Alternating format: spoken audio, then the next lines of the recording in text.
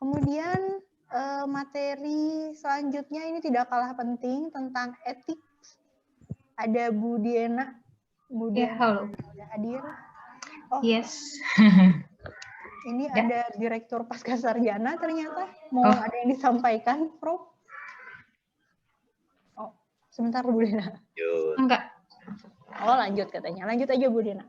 Silakan untuk materi tentang etik dalam publikasi karya ilmiah ya. Siap. Mbak. Bismillahirrahmanirrahim. Sebentar. Saya share. Oke. Suaranya jelas nggak ya? Jelas, Bu. Ada, Bu. Oke. Bismillahirrahmanirrahim. Kali ini saya akan menyampaikan sedikit materi mengenai etika penulisan artikel ilmiah. Sebelumnya, perkenalkan dulu, nama saya Dina Rauda Ramdania. Saya menamatkan S1 di UPI, jurusan Pendidikan Ilmu Komputer. Kemudian S2 di ITB, jurusan Teknologi Media Digital dan Game. Dan double degree di Pukyong National University di Korea. Saat ini saya adalah dosen teknik informatika dan bersama dengan Budian juga bergabung dalam unit sistem informasi di Pasca. Ya. Kembali mengenai etika.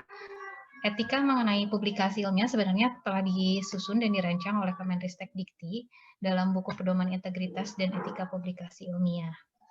Lalu apa sih etika publikasi itu? Nah, etika publikasi itu adalah kumpulan standar atau pedoman etis tentang proses publikasi demi tercapainya publikasi ilmiah yang berkualitas tinggi, juga mencapai kepercayaan publik pada temuan penelitian, dan memberikan penghargaan kepada pengarangnya sesuai dengan ide atau gagasan yang dihasilkan. Nah, kemudian ada dua istilah nih tadi, etika publikasi dan etika penelitian. Kalau etika publikasi ini lebih berfokus pada proses pelaporan hasil penelitiannya atau pasca penelitian, tapi etika penelitian ini fokusnya kepada peneliti, kepada Bapak Ibu semua yang melakukan proses penelitian, dan fokusnya adalah di proses berlangsungnya penelitian. Nah, etika penelitian ini harus seperti apa? Yang diperhatikan adalah tentang hak asasi, privasi, kerahasiaan, kemudian budaya dan warisan budaya, kemudian pendaftaran uji klinis bila melakukan penelitian mengenai hal ini. Kemudian kalau yang di sains mungkin bisa memperhatikan juga perlakuan terhadap hewan yang diteliti, kemudian keamanan hayati dan panduan baku pelaporan hasil penelitian atau reporting guideline-nya juga turut diperhatikan. Dari sisi penulis, di etika publikasi juga ada beberapa hal yang harus diperhatikan, misalnya dari kekokohan atau keandalan hasil penelitian, kejujuran dalam melakukan penelitiannya, ini termasuk juga dalam integritas akademik, kemudian keseimbangan, orisinalitas, transparansi, kepengarangan, atau nanti ini berkaitannya dengan authorship, kemudian akuntabilitas dan tanggung jawab, kepatuhan pada ulasan sejawat dan kesepakatan publikasi. Nah, ini misalnya ketika dilakukan peer review gitu. Ini juga harus memperhatikan etikanya. Kemudian melaporkan penelitian secara bertanggung jawab ketika melibatkan manusia ataupun hewan. Nah, namun kadang terjadi pelanggaran etika dalam penulisan karya ilmiah. Pelanggaran ini menurut taksonomi pelanggaran dalam riset ada dua hal. Yang pertama yang tidak melanggar atau sesuai aturan, ini dapat diterima secara luas sebagai praktek ilmiah yang baik. Namun pelanggaran sendiri ada 3 levelnya. Gitu. Yang pertama questionable conduct, di sini diragukan atau dipertanyakan gitu. Gimana maksudnya? Di sini maksudnya adalah di-minimize dulu.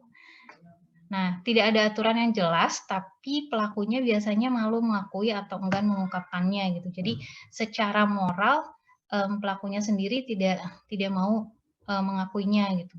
Yang kedua adalah inappropriate conduct, tidak atau kurang tepat, di mana aturannya ada, namun bervariasi karena perbedaan disiplin ilmu, negara, lembaga, atau variasi dari aturan jurnal. Kemudian yang ketiga adalah blatant misconduct atau pelanggaran secara terang-terangan. Di sini adalah yang termasuk paling berat, yaitu pelanggaran terhadap aturan yang sudah jelas dan universal. Gitu. Nah, apa saja pelanggarannya? Yang pertama ada Windsorization. Di sini adalah membuat lebih rendah atau memodifikasi skor outlier atau hasil penelitian agar lebih sesuai dengan sampel. Gitu. Jadi dimodifikasi dari segi datanya gitu ya. Yang kedua ada harking. Nah, di sini adalah membuat hipotesis setelah hasil penelitiannya diketahui.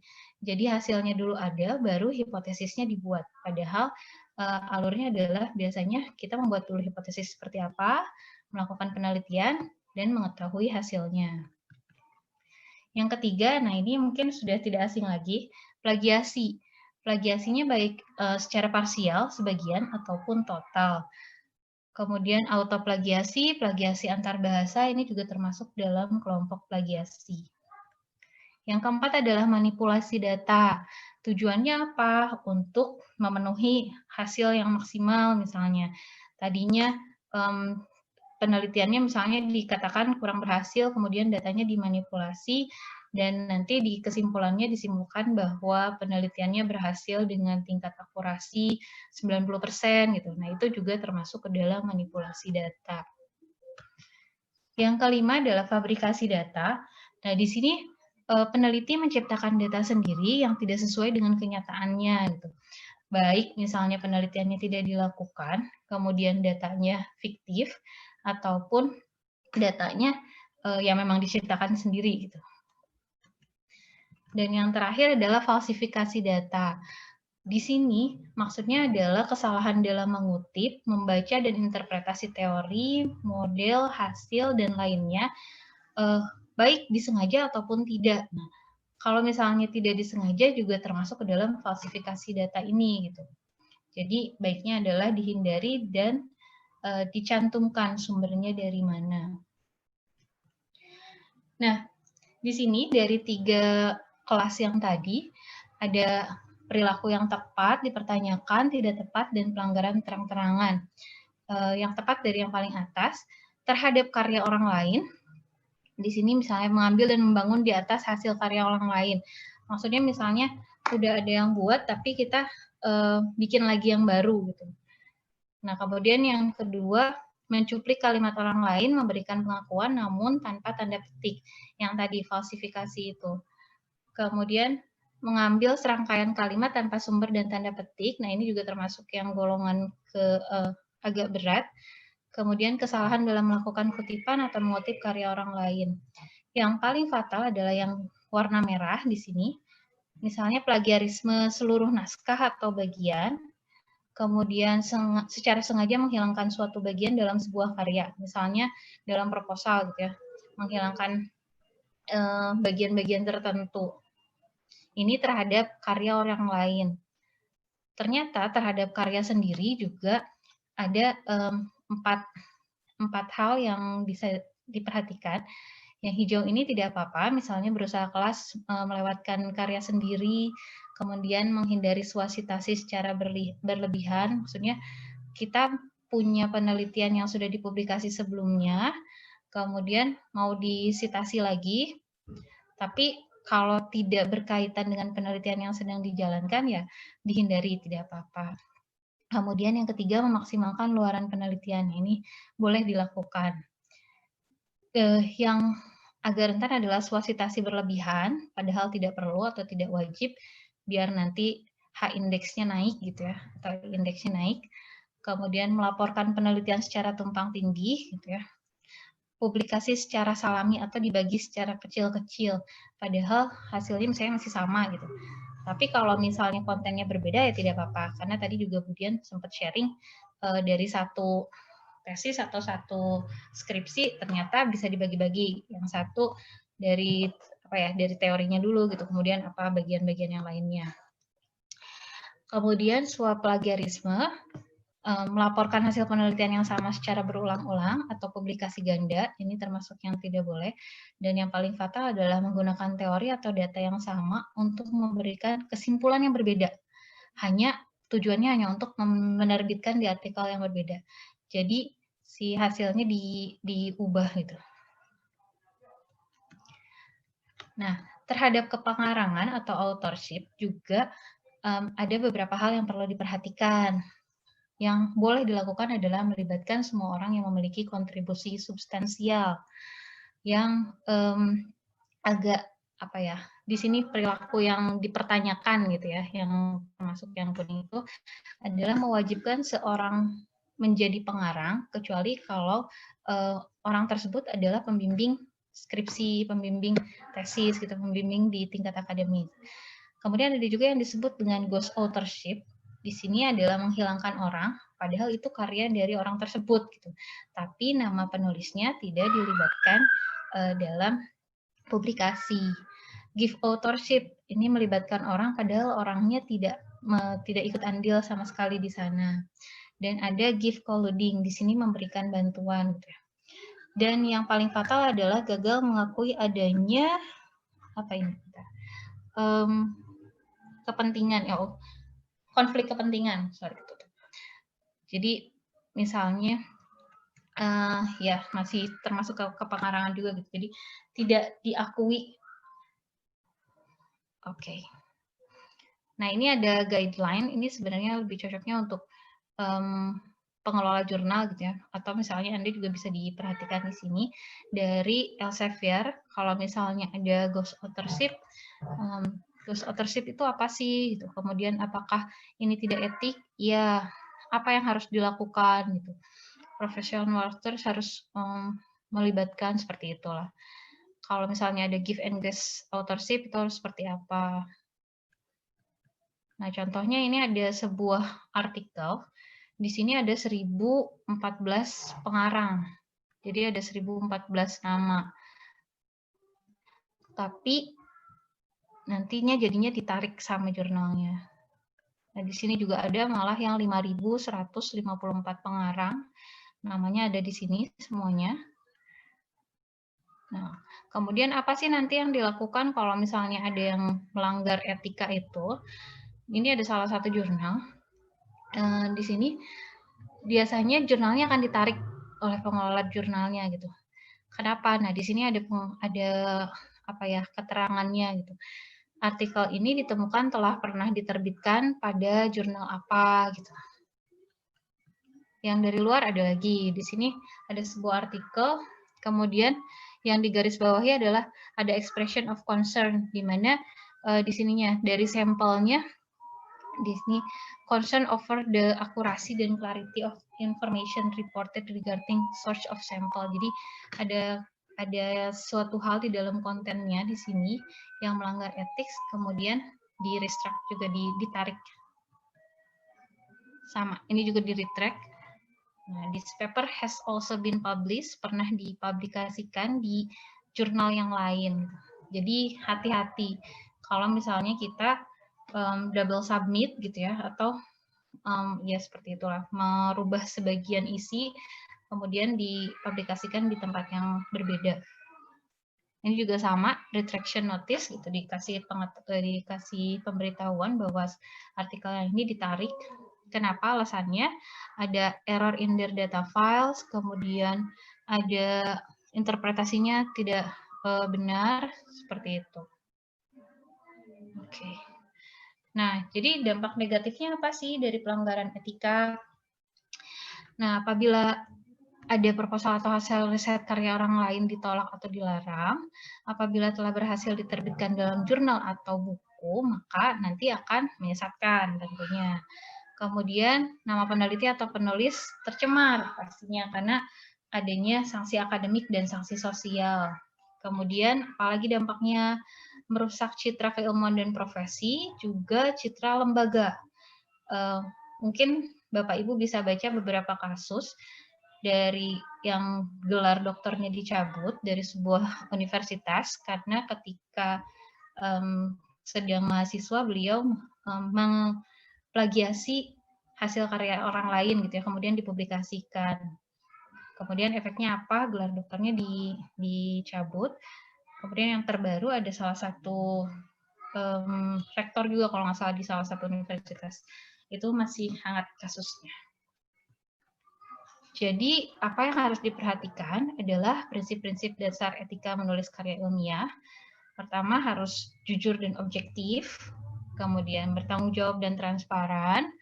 Yang ketiga, menjunjung tinggi integritas pribadi dan nilai-nilai akademik. Ini harus diperhatikan. Yang keempat, tentunya harus menghargai karya-karya orang lain. Kemudian yang kelima, ketelitian dan keakuratan dalam menyajikan data dan penulisan. Yang keenam adalah menjaga kerahasiaan data-data tertentu yang konfidensial, yang misalnya rahasia negara, jangan disebarkan gitu ya. Yang ketujuh, tidak boleh menggunakan atau menyajikan data yang bukan milik kita pribadi atau bukan hasil karya penelitian kita. Kemudian mengapresiasi kolega yang telah membantu dengan mencantumkan nama di publikasinya, misalnya.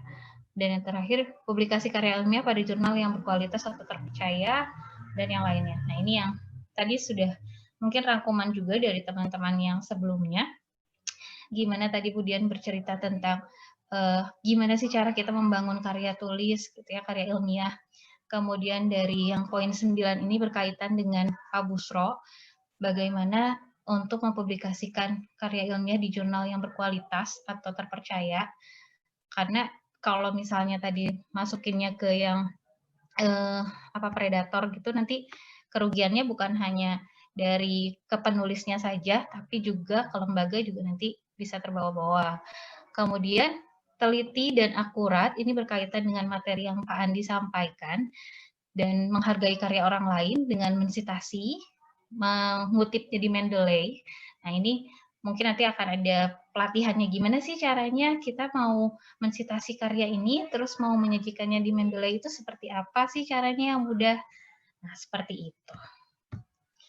Ya, sekian dari saya. Terima kasih. Saya kembalikan lagi ke Bu Dian. Ya, terima kasih Bu Diana atas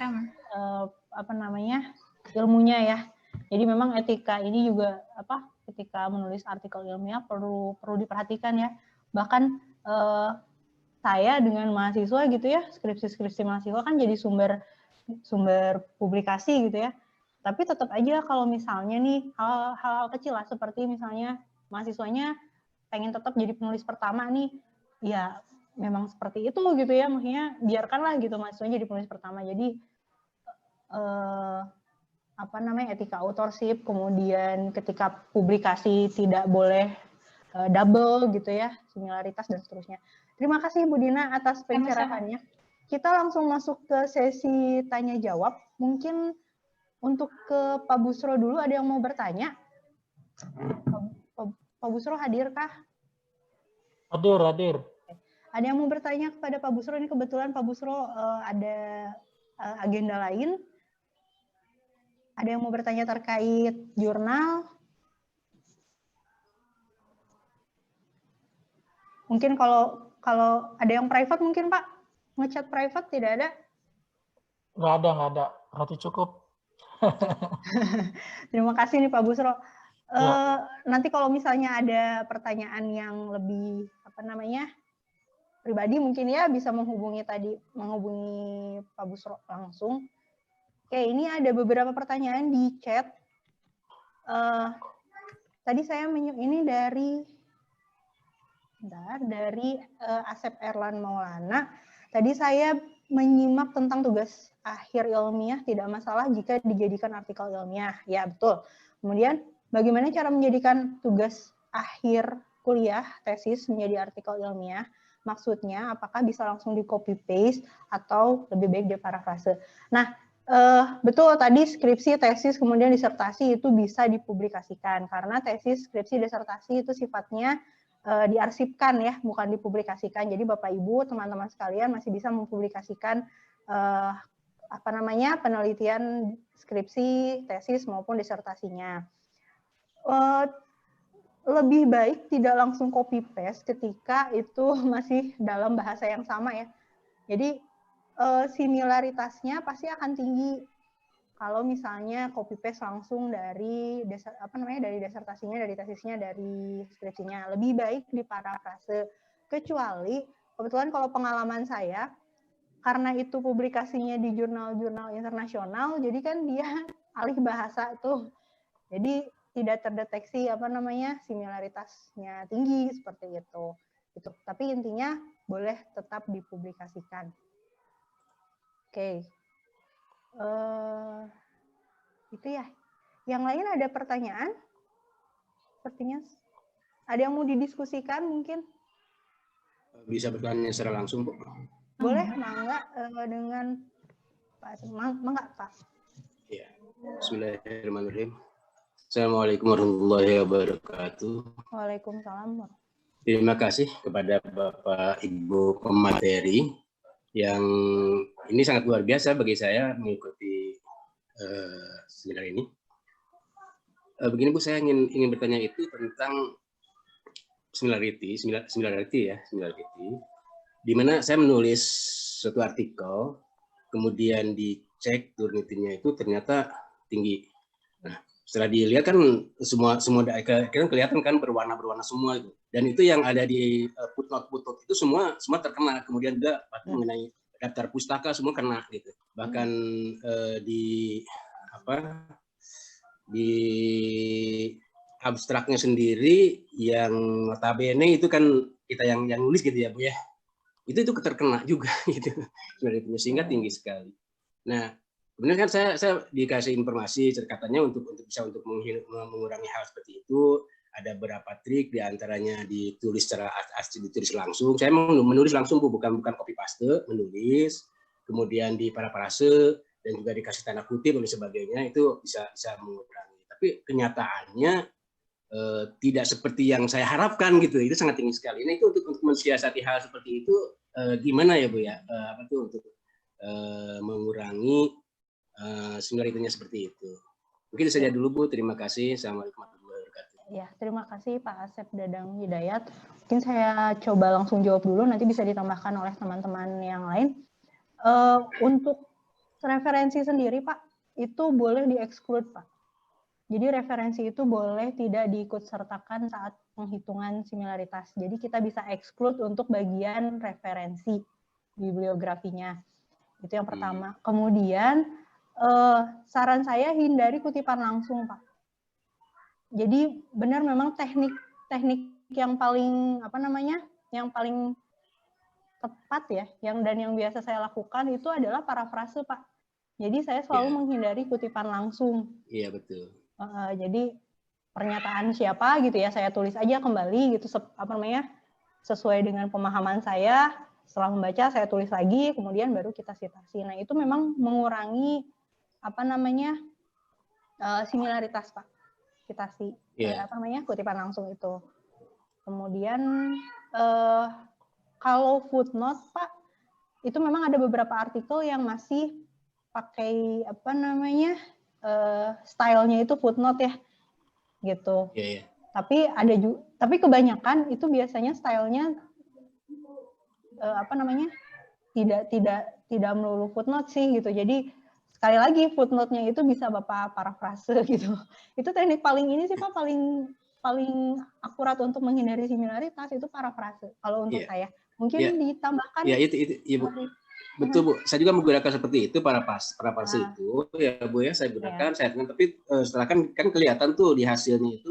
Jadi tidak dalam satu kalimat lengkap yang terkenanya. Jadi cuma satu kata kadangnya Pak ya. Satu kata ini di mana seperti itu gitu, tapi akhirnya banyak juga gitu ya Bu. Itu biasanya sih kecil Pak. Kalau misalnya yang akan besar itu kan biasanya yang satu blok gitu ya. Nah, ini nggak ada Bu, nggak ada sebenarnya seperti itu. Mungkin bisa dibantu menjawab, ditambahkan oleh Pak Busro. Ya, masih ada. Enggak? Ya. Terima kasih Pak Asep Dadang. Jadi ini masalah yang sering ditemui oleh para penulis. Ini kita sampai takut sama Turnitin gitu. Prinsipnya. Pertama, prinsipnya Turnitin tidak memeriksa, tidak menghukumi adanya plagiarisme. Itu harus dipahami betul. Turnitin itu hanya memeriksa adanya potensi plagiarisme, masih potensi. Karena Turnitin itu dan tools lainnya, dia hanya memeriksa similarity, artinya kesamaannya saja. Ya, Ketika ada satu kata sama dengan kata yang lainnya di tempat yang lainnya, maka Turnitin dan tools lainnya akan mendeteksi itu. Untuk menghukumi itu plagiat atau bukannya, itu bukan Turnitinnya. Turnitin ini loh hasilnya, maka manusianya itu yang akan membacanya, menafsirkannya. Itu yang pertama harus dipahami. Maka ketika kita paham seperti tadi, kalau yang kenanya hanya 1, 2, yaitu abaikan. Yang Bapak perlu cermati adalah yang ditandai dengan kalimat paragraf atau kalimat yang banyak-banyak. Yang kecil-kecil itu ketika dijumlahkan itu nggak banyak juga. Itu yang perlu diperhatikan juga. Kemudian perhatikan juga sources-nya, Pak. Karena yang kecil dan banyak itu kita bisa lihat source per source-nya di hasil akhir Turnitin itu. Satu sources kita bisa tetapkan sendiri ya, maksimal 3% misalnya. Ketika di atas 3%, berarti itu kita mencurigai ada sesuatu, baru kita cari yang di atas 3%, kita paraphrase lagi. Di atas 3%, kita paraphrase lagi. Maka itu akan cepat nantinya. Jadi bukan tadi pertanyaan Bapak itu menurunkan similarity dengan cara kutip. Itu justru mengakali namanya. Bukan mengakali yang diharap dari sesuatu itu, tapi kita itu tidak samanya. Kalau hanya mengakali gampang, Pak. Screenshot aja semuanya jadi gambar, cek 0 semua, Pak. Yang namanya juga mengakali. Atau kasih kutip aja setiap kalimat, namanya juga mengakali. Tapi yang diharapkan dari adanya pengecekan itu adanya meminimalisir potensi, bukan meminimalisir dengan cara mengakali yang harusnya kena jadi nggak kena, tapi yang harusnya ini menurut kita ini harusnya ada referensinya, harusnya diparafras, itu enggak. Yang kita tulis, walaupun ini nulis murni dari otak kita, itu bisa jadi sama dengan otak orang lain. Betul. Nah, masalahnya kan gitu. Nah, yang kayak gitu-gitu itu bisa aja ada semacam kesamaan itu, bisa aja yang diwajari. Misalnya ada kalimat saya menulis, Bandung adalah ibu kota Jawa Barat. Tanpa referensi, dan semua orang nulis yang sama. Yaitu bukan plagiarisme, tapi itu pengetahuan bersama namanya. Semuanya sama. Ayat Quran. Pasti kena. Apakah plagiat? Ya bukan plagiat, ya memang itu ayat Quran, nggak bisa diparafras ayat Quran. Nah, itu ada hal tertentu yang harus kita pahami ketika kita memahami cara kerja Turnitinnya itu sendiri. Tadi referensi kena, ya wajar, karena referensi itu pasti sama dengan referensi orang lain yang digunakan. Betul. Mengantisipasi untuk bagian referensi, jangan menuliskan daftar pustaka memang. Yang dituliskan itu adalah referensi di subbab di bab artikelnya, karena Turnitin dia bekerja mendeteksi ketika ada referensi itu ditulis di bawah kata reference, maka dia exclude dengan sendirinya. Berbeda kalau ditulisnya di footnote, ya tetap kena karena itu di luar sistem kerjanya Turnitin itu sendiri. Jadi yang paling penting itu sekali lagi tools hanya untuk mendeteksi potensi plagiarisme, bukan untuk menghukumi plagiarisme itu sendiri. Jadi yang menghukuminya nanti Bapak sebagai pembacanya atau pengelola jurnal sebagai juga yang membacanya. Itu paling Bu, Pak. Ya, terima kasih banyak nih. Saya rasa sangat jelas ya. Senang nih. Jelas. Jelas sekali Bu. Ya saya di UIN juga nih di Pascasarjana S2 Hukum Ekonomi Syariah Bu. Iya. Terima kasih Pak Asep Dadang. Mudah-mudahan menjawab ya pertanyaan Pak Asep. Kemudian ini untuk materi dan sertifikat. Ini saya akan share linknya. Jadi nanti sertifikat dan materinya akan otomatis masuk ke email teman-teman sekalian, gitu ya. Kemudian ini ada lagi dari Pak Dede ya. Bagaimana untuk pemantauannya? Bagaimana untuk pemantapannya atau pendalaman materi jurnal ini? Ada sesi khusus karena di webinar ini terbatas. Ya. Intinya gini Pak Dede, insya Allah insya Allah nanti ada sesi yang lain yang mungkin lebih intens, lebih sifatnya mendampingi. Jadi per artikel dari teman-teman sekalian itu kita plototin satu-satu gitu, tanda kutip. Kita plototin satu-satu gitu, kita lihat dari strukturnya sudah lengkap belum, sudah baik belum, misalnya cara membuat abstraknya sudah baik atau belum. Nah, itu mungkin nanti ada sesi khusus ya Pak Dede. Kemudian apa lagi nih? Dari Pak Agus Krisna. Assalamualaikum, mau tanya, hampir sama dengan Pak Asep, cek plagiat seperti peraturan, seperti undang-undang atau peraturan mengambil kutipan ya, apa perlu dipakai kata-kata sendiri atau sama? Oke, iya, kalau sama tadi tetap akan terdeteksinya similar gitu ya, similarity-nya pasti akan terdetek. Kalau saya biasanya, kalau ada ayat Al-Quran gitu, saya nggak akan mencantumkan artinya Pak, jadi sudah aja ayat Al-Qurannya ayat berapa gitu. Biar nanti si pembaca itu yang mencari, oh surat apa, ayat berapa. Saran saya, kalau saya pribadi nih ya, saran saya untuk peraturan undang-undang pun seperti itu. Jadi kita tidak perlu mencantumkan si isi perundang-undangannya, cukup nomornya aja gitu, peraturan undang-undang nomor berapa, tahun berapa, bla bla bla gitu ya. Kemudian bisa disampaikan itu tentang apa. Selesai sampai sana, jadi tidak perlu mengutip semua isinya. Tapi mungkin untuk apa jurnal-jurnal social science gitu ya, hukum mungkin ada kekhasan sendiri. Bu Dina, panginten badai menjawab, Bu Dina, Pak Andi, terkait tadi gimana kalau misalnya ada peraturan undang-undang gitu, boleh nggak langsung ditulis seperti itu? Biasanya kalau saya Mbak, ya, saya tambahin sedikit. Saya kalau untuk jurnal sosial itu memang jumlah halamannya juga bukan seperti di teknik, bisa sampai 20 sampai 25 halaman. Karena sebenarnya untuk mengatasi similarity-nya mungkin agak susah karena pasti kepikiran kita ada juga di pikiran orang lain. Bisa tadi menggunakan seperti kata Budian, cukup undang-undangnya saja, atau bisa juga dengan boleh undang-undangnya tapi sebutkan isi undang-undang yang kita fokus poinnya saja. Seperti poin berapa itu saja, jangan disebutkan semuanya. Jadi walaupun terkena similarity, itu tidak akan terlalu besar. Dan juga biasa kalau di sosial itu tidak seperti yang lain, 20% atau di sosial itu bisa sampai 30% karena editornya itu melihat yang bagian mana saja sih yang terkena plagiarismnya, seperti itu. Jadi jangan, kalaupun di jurnal jangan takut ada 40 atau 35%, coba aja dulu. Nanti pasti dapat saran dari reviewernya harus seperti apa, seperti itu. Jadi jangan semua poin peraturan dimasukin, tapi poin yang kita fokus penelitian kita saja yang dimasukkan. Nomor berapa itu saja. Seperti itu. Dibatasi. Iya. Mudah-mudahan menjawab pertanyaan Pak Agus Krisna ya. Jadi apa namanya, tadi kita ambil poin-poinnya saja, tidak semua dari isi peraturan atau undang-undangnya gitu ya Pak Andi ya. Nah ini kan Pak Andi orang ilmu politik, pasti banyak nih mencantumkan aturan-aturan gitu ya di artikel ilmiahnya. Ada pertanyaan lagi? Kalau tidak ada, ini saya mau share link sertifikatnya sebentar.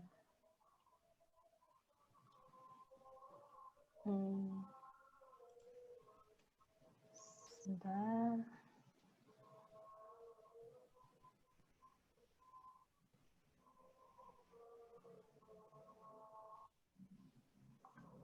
Oh, ini sambil ada yang bertanya ya.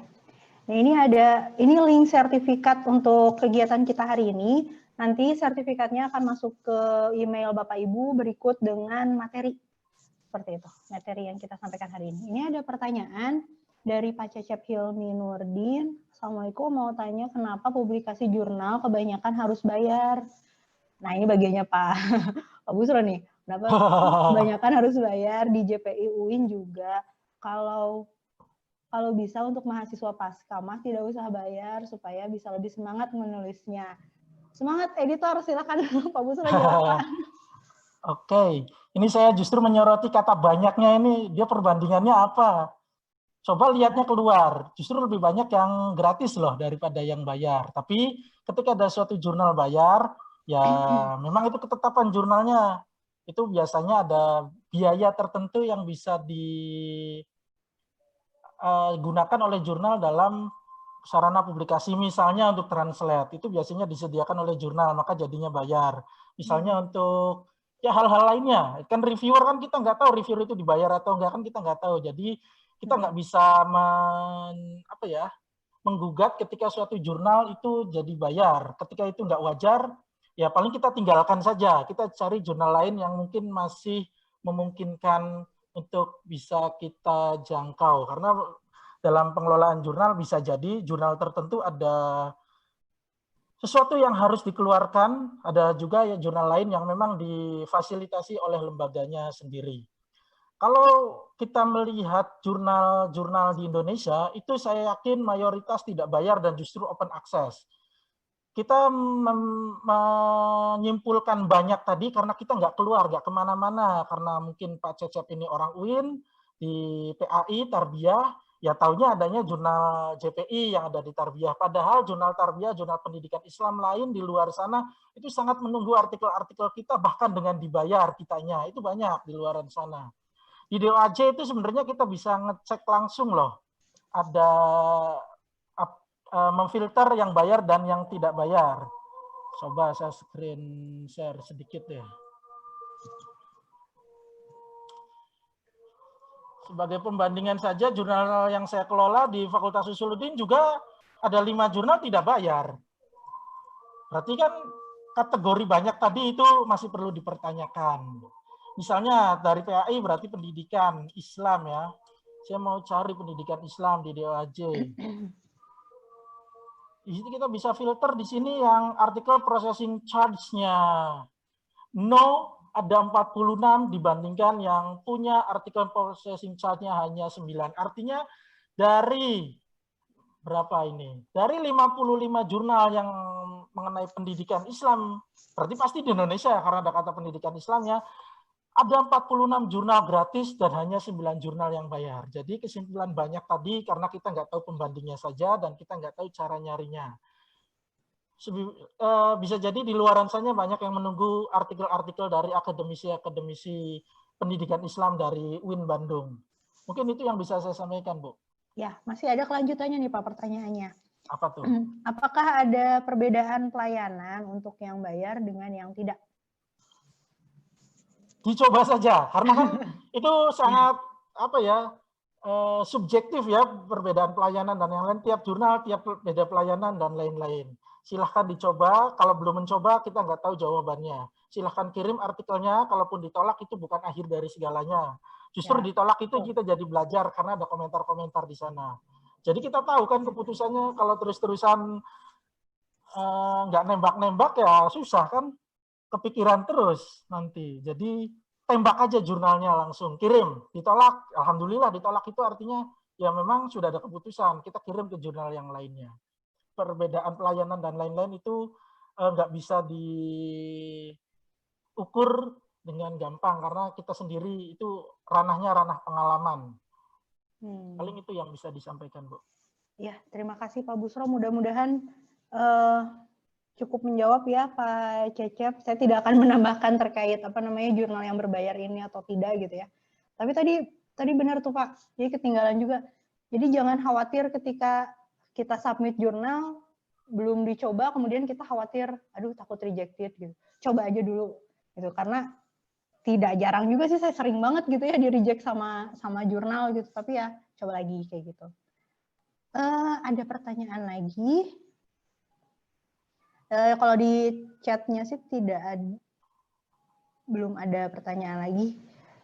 Ya, terima kasih juga untuk semua peserta. Mungkin ada yang mau ditambahkan dari Pak Direktur Pasca Sarjana? Oh, mungkin tidak di tempat. Linknya di itu Bu, di slide-kan aja Bu, di share. Kadang yang di. Oke, saya share screen ya. Ya. Oke, sebentar.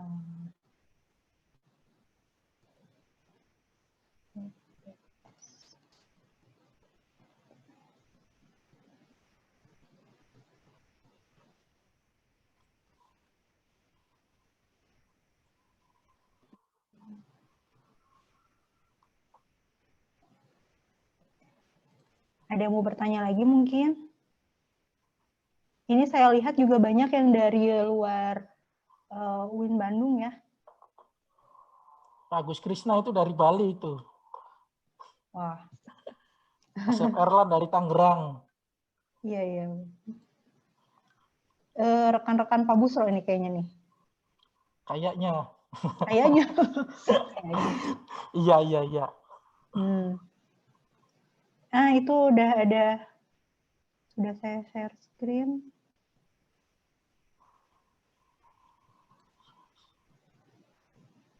Bisa terlihat, teman-teman? Bisa. Ya, itu linknya. Tadi saya, sebentar. Tadi di chat juga ada sih.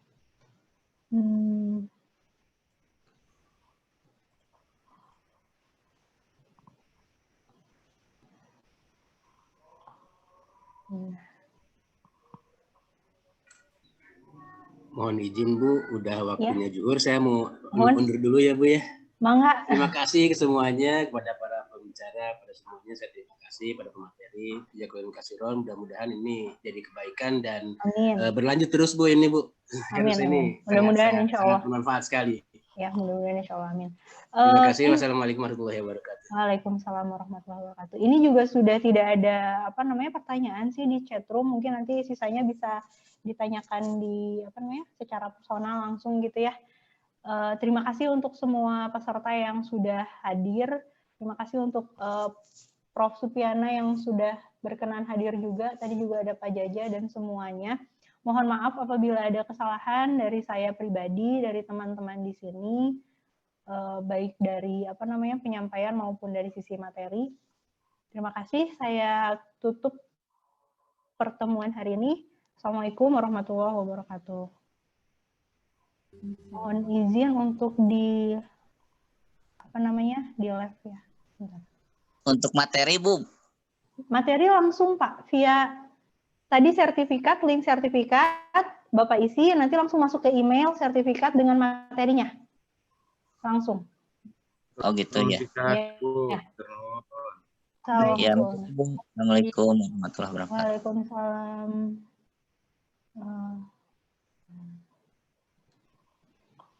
Mohon izin untuk di end meeting for all. Terima kasih.